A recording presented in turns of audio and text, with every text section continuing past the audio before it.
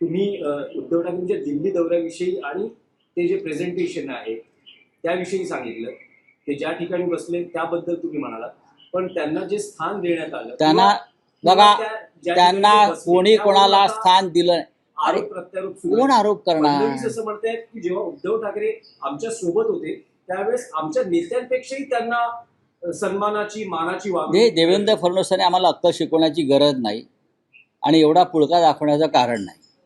एक लक्षात घ्या, ज्यांनी बाळासाहेब ठाकरे यांची शिवसेना फोडण्याचं पाप केलेलं आहे, ज्यांनी मराठी माणसाचं संघटन फोडून बरं का तो नजराणा अमित शहांच्या पायाशी टाकलेला आहे, त्या लोकांनी आम्हाला स्वाभिमानाच्या गोष्टी सांगू नयेत.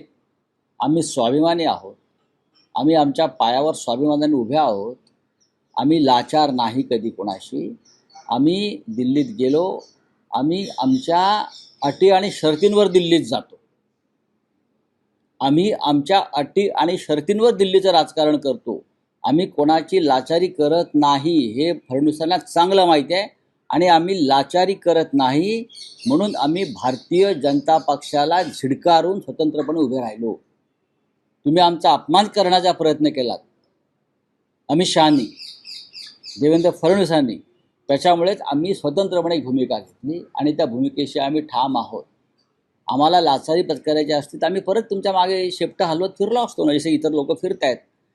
आम्ही तुमच्याशी लाचारी करायला तयार नाही म्हणून तुम्ही पक्ष फोडला आमचा, आणि तो जो गट आहे लाचारांचा तो शेपट्या हलवत तुमच्या मागे दिल्लीत फिरतो आहे. आम्ही त्यातले नाही, लक्षात घ्या मिस्टर फडणवीस. तेव्हा आम्हाला या बाबतीत ज्ञान देण्याचा प्रयत्न करू नका.